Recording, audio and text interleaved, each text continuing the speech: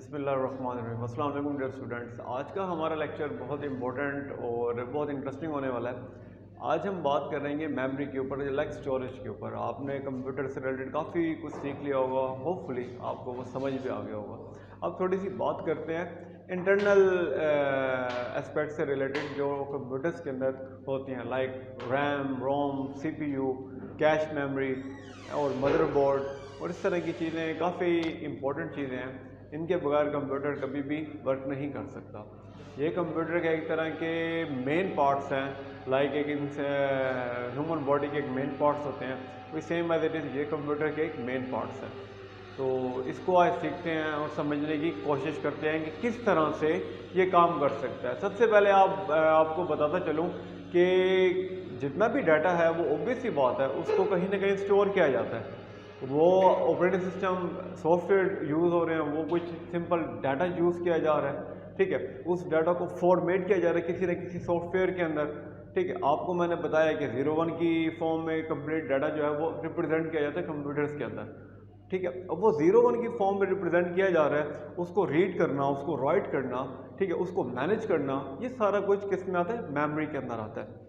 Memory को काफ़ी aspect से देखा जाता है, लाइक स्टोरेज भी एक मेमोरी है और मेमोरी बजाते खुद एक मेमोरी है, ठीक है।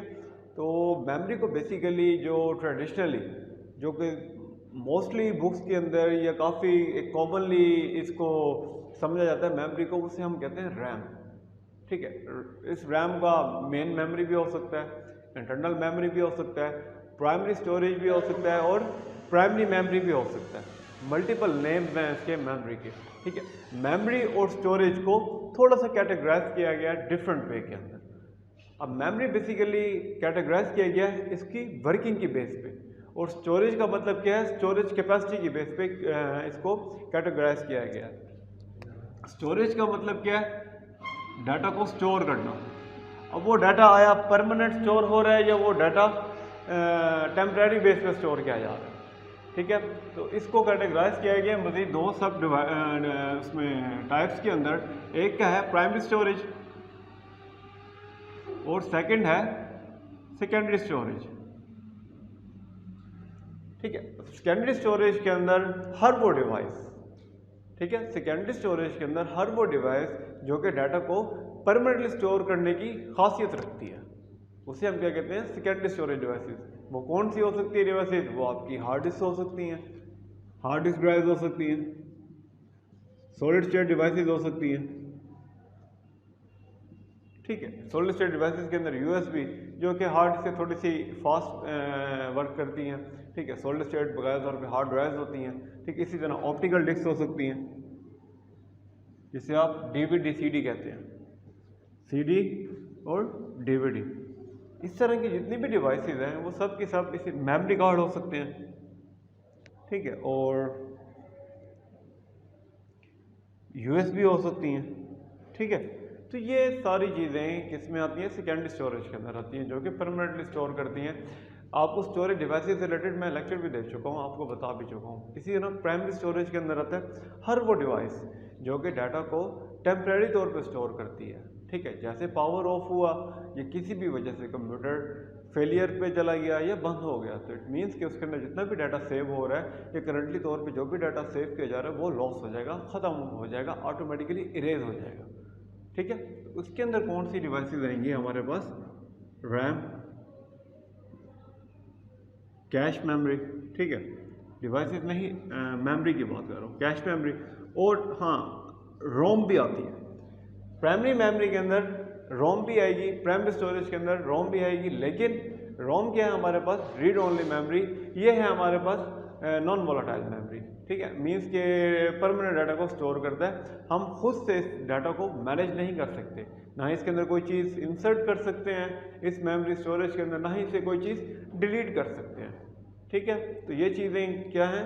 एक स्टोरेज से रिलेटेड थोड़ा सा ओवरव्यू आपको अगेन करवा दिया। अब इसी तरह प्राइमरी मेमोरी के ऊपर देखते हैं कि मेमोरी बेसिकली क्या हो सकती है। मेमोरी को कैटेगराइज किया गया दो मज़ीद सब डिवीजन्स के अंदर। मेमोरीज आपको मैंने पहले बताया कि मेमोरीज काफ़ी ज़्यादा होती हैं, जो कि डाटा को परमानेंटली स्टोर करने की खासियत रखती हैं, और कुछ मेमोरीज ऐसी होती हैं जो कि डाटा को परमानेंटली स्टोर, जिसमें डाटा परमानेंटली स्टोर नहीं किया जाता, उसे हम कहते हैं वोलाटाइल और नॉन वोलाटाइल कंप्यूटर टर्म के अंदर।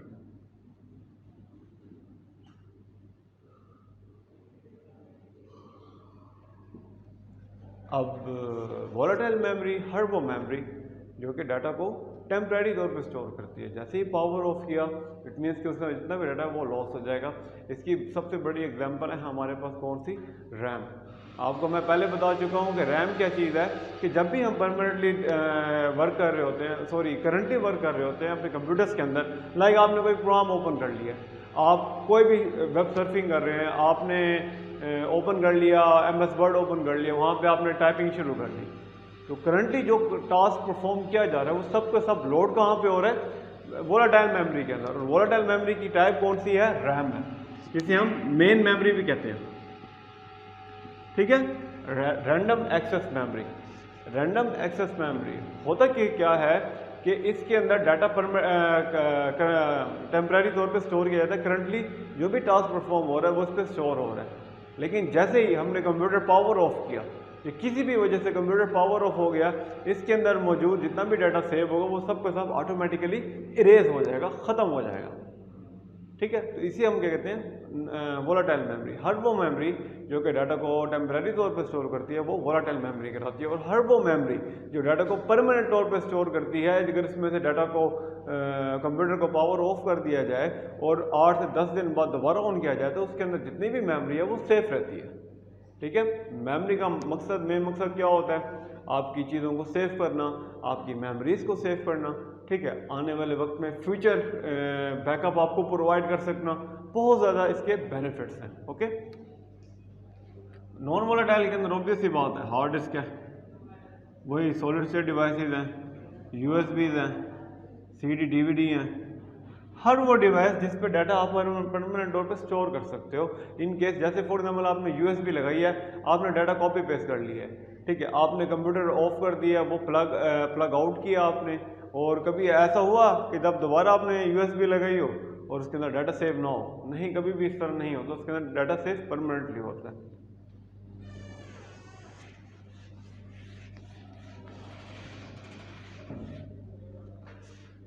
रैंडम एक्सेस मेमोरी, रोम, रीड ओनली मेमोरी।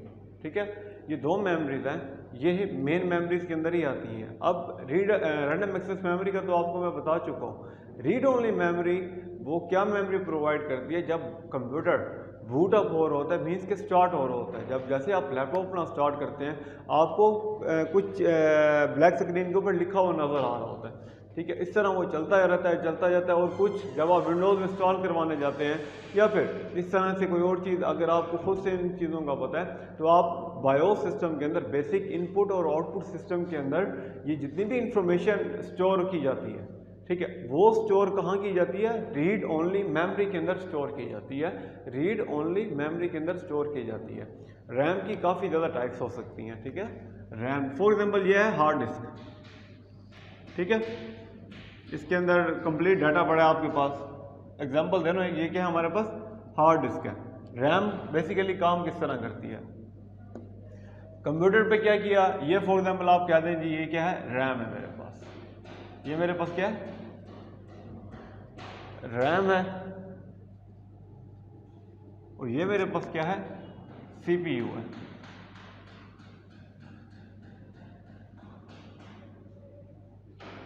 ये मेरे पास क्या है, CPU है। अब ऑब्वियस ही बात है, जो डाटा आप, जो प्रोग्राम आप रन करना चाहते हैं वो परमानेंट स्टोरेज के अंदर सेफ है। जैसे आपने डबल क्लिक किया, यहाँ से प्रोग्राम गया और रैम के ऊपर अपलोड हुआ। ठीक है, रैम ने देखी कि ये प्रोग्राम फॉर एग्जांपल मेरे पास 2 GB लेगा, मेरे पास 1 GB लेगा, मेरे पास 500 MB लेगा, वट एवर कितनी मेमोरी वो एलोकेट करवाएगा रैम के अंदर। ठीक है, रैम फॉर एग्जांपल उसको इतना हिस्सा एलोकेट कर देगी, इतना हिस्सा क्या करेगी, एलोकेट कर देगी। अब आपको पता है कंप्यूटर क्या काम करता है कि 0-1 की फॉर्म में जितनी भी डाटा होता है उसको कन्वर्ट कर देता है। ये जितना भी यहाँ पे प्रोग्राम, फॉर एग्जांपल एक प्रोग्राम रन हो रहा है, ठीक है, फॉर एग्जांपल क्या हो रहा है, एक प्रोग्राम रन हो रहा है, किसी ने कंप्यूटर यूजर ने कोई एक प्रोग्राम रन किया, ठीक है। अब वो ये पूरा हिस्सा, ये मेमोरी का पूरा हिस्सा वो एक प्रोग्राम को प्रोवाइड कर दिया जाएगा, प्रोग्राम 1 कहते हैं मैंने से। ये प्रोग्राम कन्वर्ट किस में हो जाएगा ऑटोमेटिकली 1 0 0 1 0 0 1 1 1 0 1 1 1 0। इस तरह की इंस्ट्रक्शंस के अंदर क्या कर दिया जाता है, कन्वर्ट कर दिया जाता है। इस तरह की इंस्ट्रक्शंस के अंदर क्या होता है, कन्वर्ट हो जाता है, जिसे हम 0 1 की फॉर्म कहते हैं। इसी तरह यहाँ पे फॉर एग्जाम्पल कोई भी डाटा है, आप कोई डाटा क्या कर रहे हैं, कॉपी पेस्ट कर रहे हैं, ठीक है। वट एवर कोई भी डाटा कॉपी पेस्ट हो रहा है वो यहाँ पे सिंपल डाटा आ जाएगा। वो डाटा भी ऑब्वियस सी बात है एक और पैटर्न के अंदर चेंज हो जाएगा, जिसको आपको मैंने बताया था बिट पैटर्न कहते हैं। इस बिट पैटर्न को हम मेमोरी वर्ल्ड का नाम भी देते हैं। ये जो बिट पैटर्न्स मैंने आपको बताए थे, इस बिट पैटर्न को हम मेमोरी वर्ल्ड का नाम भी देते हैं, ठीक है। मेमोरी बेसिकली क्या होती है कि छोटे छोटे सेल्स के अंदर डिवाइड होती है। सेल क्या होता है, एक सर्किट होता है जिसके अंदर एक सिंगल बिट स्टोर की जाती है। वो आया 0 हो जाए, वो आया 1 हो जाए। फॉर एग्जाम्पल ये एक सिंपल एक सर्किट है, इसमें क्या होगा, या तो 0 स्टोर होगा या फिर 1 स्टोर होगा। मैं फॉर एग्जाम्पल 1 स्टोर करवा देता हूँ। इसी तरह एक और सेल होगा आगे, वो 0 स्टोर करवा देगा। इसी तरह एक और सेल होगा, वो 1 स्टोर करवा देगा। इसी तरह एक और सेल होगा, वो 0 स्टोर करवा देगा, फिर 0 फिर 1, ठीक है। ये देखें, ये क्या बन रहे हैं, सेल बन रहे हैं। ये सेल्स क्या करते हैं, इकट्ठे होते हैं। इकट्ठे होने के बाद इनको बिट पैटर्न के अंदर कन्वर्ट किया जाता है, जिस बिट पैटर्न को मैं आपको बता रहा हूँ कि मेमोरी वर्ल्ड भी कहते हैं, ठीक है। मेमोरी सेल हो गए और मेमोरी वर्ल्ड हो गई, ठीक है। दो टर्म होती हैं, काफ़ी बेसिक टर्म है हमारी मेमोरी के अंदर, कि मेमोरी सेल और मेमोरी वर्ल्ड। ये कंप्लीट जितना भी कंप्लीट है मेमोरी वर्ल्ड। अब मेमोरी वर्ल्ड ऑब्वियस सी बात है वो किसी ना किसी स्टोरेज के अंदर सेफ हो रहा है ना। जो मेमोरी वर्ल्ड जो बिट्स हो है, जो बिट पैटर्न है कंप्लीट, जो बंच ऑफ बिट्स हैं वो आके किधर लोड हो रही हैं, इधर आके सेव हो रही हैं, लोड हो रही हैं, ठीक है। अब लोड तो हो गई, अब ऑब्वियस सी बात है डाटा को रीड करना है। क्या करना है, डाटा को रीड करना है और डाटा को राइट करना है। डाटा को रीड करना है और डाटा को क्या करना है, राइट करना है। फॉर एग्जाम्पल डाटा जब इधर से आउटर वर्ल्ड, एक मैं से कह देता हूँ एक आउटर वर्ल्ड है, ये यहां से डाटा लोड हुआ इसके ऊपर, इट मीन्स क्या हुआ कि ये क्या ऑपरेशन कर रही है, राइट ऑपरेशन परफॉर्म कर रही है। यहां से डाटा कोई उठाया गया रैम के अंदर से, उस डाटा को क्या किया गया, मेमोरी के ऊपर सेव करवाया गया रीड करने के लिए। तो इट मीन्स से क्या है, वो क्या है, रीड ऑपरेशन परफॉर्म कर रही है। याद रखना मेमोरी 2 ऑपरेशन परफॉर्म करती है, रीड और राइट के ऑपरेशन 2 ऑपरेशन परफॉर्म करती है, ओके। बहरहाल ये बहुत ज़्यादा डेप्थ में हम जा रहे हैं, तो इसको बेसिक दोबारा करते हैं आपको समझाने के लिए। ये चीज़ें हैं, इसके स्ट्रक्चर को हमने नहीं देखना क्योंकि स्ट्रक्चर बहुत कम्प्लेक्स है इसका, ठीक है। बात हो रही थी मेमोरी की। तो ये बेसिकली होता क्या है कि रैम के अंदर फॉर एग्जाम्पल ये क्या है, मेरे पास रैम है। रैम के अंदर जितना भी डाटा स्टोर होगा वो बिट्स के फॉर्म में स्टोर किया जाता है। ये बिट्स की फॉर्म में स्टोर किया जा रहा है, ठीक है। वो एक मतलब कि फॉर एग्जाम्पल इतनी इंस्ट्रक्शन है वो एक प्रोग्राम के अंदर है, यहाँ से यहाँ तक इंस्ट्रक्शन जो हो रही हैं वो दूसरे प्रोग्राम के लिए हैं, यहाँ से यहाँ तक इंस्ट्रक्शन जो हैं वो तीसरे प्रोग्राम के लिए, ठीक है। अब उन प्रोग्राम के ऊपर कोई ना कोई एग्जीक्यूशन परफॉर्म करनी है, ओके, कोई ना कोई एग्जीक्यूशन परफॉर्म करनी है। अब फॉर एग्जाम्पल ये मैं दोबारा थोड़ा सा क्लियर कर बना दूँ।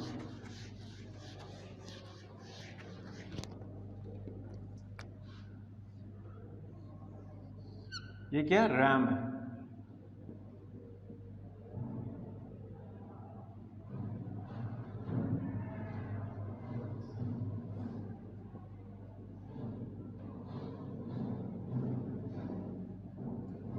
ठीक है, ये मैंने क्या दिया, प्रोग्राम 1 है, ठीक है। ये मैंने डाटा का नाम दे दिया, ठीक है। ये मैंने एक और प्रोग्राम का नाम दे दिया, ठीक है, प्रोग्राम 2 कह दिया मैंने, ठीक है, प्रोग्राम 2 कह दिया। अब मेरे पास क्या है, CPU है, जिसे हम सेंट्रल प्रोसेसिंग यूनिट कहते हैं, ठीक है। अब डाटा ये बिट यहाँ जाएगी, ठीक है। ये बिट जब यहाँ जाती है, CPU जो है वो क्या कर रहा है, डाटा को एग्जीक्यूट करवाना चाह रहे हैं। अब CPU इंस्ट्रक्शन जो लेता है वो किससे लेता है, रैम से ले रहा होता है, हार्ड ड्राइव से क्यों नहीं लेता, क्यों, क्योंकि CPU सेंट्रल प्रोसेसिंग यूनिट है, माइक्रो प्रोसेसर है, एक ऐसी डिवाइस जो कि बहुत फास्ट परफॉर्म करती है, किसके ज़रिए, अपने सिस्टम के ज़रिए, जो उसके अंदर सर्किट्स होते हैं, जो ट्रांजिस्टर और कैपेसिटर्स लगे होते हैं इनके अंदर, और इसके अंदर जो सर्किट्स बने होते हैं, इनको आपस में मैच करवाता है और उसको बाद डाटा को इजीली क्या करता है, एग्जीक्यूट करवाने की खासियत रखता है। यहाँ से ये फॉर एग्जांपल इंस्ट्रक्शन 1 गई है, इंस्ट्रक्शन 1 गई है, यहाँ पे गई है, यहाँ पे क्या किया सीपीयू ने, इंस्ट्रक्शन ले रहा है, इसको, इस अमल को हम क्या कहते हैं, फेच का नाम देते हैं, FETCH, फेच, ठीक है, क्या कहते हैं, फेच कहते हैं। ये सीपीयू क्या करेगा, इस इंस्ट्रक्शन को रीड करेगा, रीड करने के बाद सीपीयू इसको समझेगा कि 101110 का मतलब है क्या, इसको अमल को क्या कहते हैं, डिकोड कहते हैं। फॉर एग्जांपल 10111011, इसका मतलब क्या है, F है, ठीक है। तो ये जो F कन्वर्ट हुआ है, ये ऑपरेशन क्या कहलाएगा, डिकोड कहलाएगा, ठीक है। डिकोड करने के बाद फॉर एग्जांपल इसको किस पे प्रिंट करवाना है, स्क्रीन पे प्रिंट करवाना है, तो क्या होगा, एग्जीक्यूशन, एक और अमल होता है जिसे हम एग्जीक्यूट कहते हैं, एग्जीक्यूट को परफॉर्म करवाएगा और वो कहाँ चला जाएगा, स्क्रीन के ऊपर जाके शो हो जाएगा F, ठीक है। तो अब याद रखो कि सीपीयू साइकिल जो बनता है वो फैच, डिकोड और एग्जीक्यूट, फैच, डिकोड और एग्जीक्यूट, ये जो साइकिल है ये इस इंस्ट्रक्शन पे भी परफॉर्म होगा, इस पर भी होगा, इस पर भी होगा, and so on.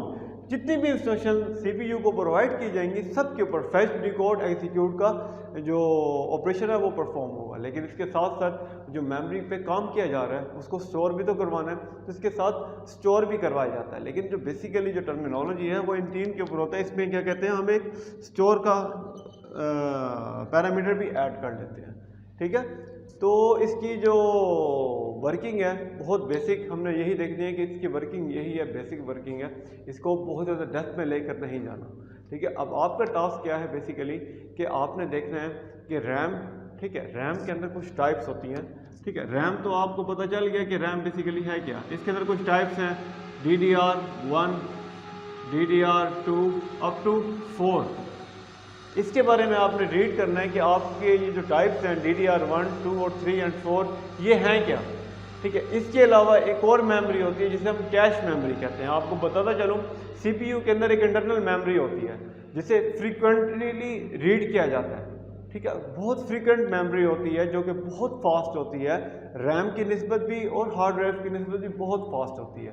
Frequently use data, जो ऐसा डाटा जो बार बार यूज़ किया जा रहा है, बार बार सीपीयू के ऊपर एग्जीक्यूट करवाया जा रहा है, वो सीपीयू क्या करता है कि उस मेमोरी को, उस प्रोग्राम को अपनी कैश मेमोरी में सेव कर देता है, ठीक है। कैश मेमोरी में क्या कर देता है, सेव कर देता है। इसके अंदर डिफरेंट लेवल होते हैं, क्या होते हैं, डिफरेंट लेवल होते हैं। लेवल 1 मेमोरी होती है, लेवल 2 मेमोरी होती है और लेवल 3 मेमोरी होती है। अब आपने देखना है कि लेवल 1 मेमोरी, लेवल 2 मेमोरी और लेवल 3 मेमोरी क्या है कैश मेमोरी के अंदर, ठीक है। फिर सुन लें कि सीपीयू की अपनी इंटरनल मेमोरी होती है जिसे हम कैश मेमोरी कहते हैं, जो कि बहुत फ्रीक्वेंटली वर्क करती है, एक फ्रीक्वेंट मेमोरी है, ठीक है। ऐसा डाटा, ऐसा प्रोग्राम, ऐसी इंस्ट्रक्शन जो बार बार सीपीयू को प्रोवाइड की जा रही हैं और सेम वही साइकिल रन किया जा रहा है, तो सीपीयू क्या करता है कि रैम पर जाने की बजाय कैश मेमोरी पे आता है और वो उस कैश मेमोरी से उस प्रोग्राम को फैच करता है और फौरी तौर पे एग्जीक्यूट करवा देता है, ठीक है। फौरी तौर पे क्या करवा देता है, एग्जीक्यूट करवा देता है। तो ये सारा जो बेसिक जो आपको मैंने चीज़ें बताई हैं, ये सब के सब कंप्यूटर्स के अंदर इंटरनल मेमोरी। हाँ, आपने मदरबोर्ड के ऊपर भी देखना है कि मदरबोर्ड बेसिकली क्या है। मदरबोर्ड, रैम की टाइप्स और कैश मेमोरी की टाइप्स देखनी है आपने कि क्या हो सकती है। आज के लिए इतना ही है। अल्लाह हाफिज़।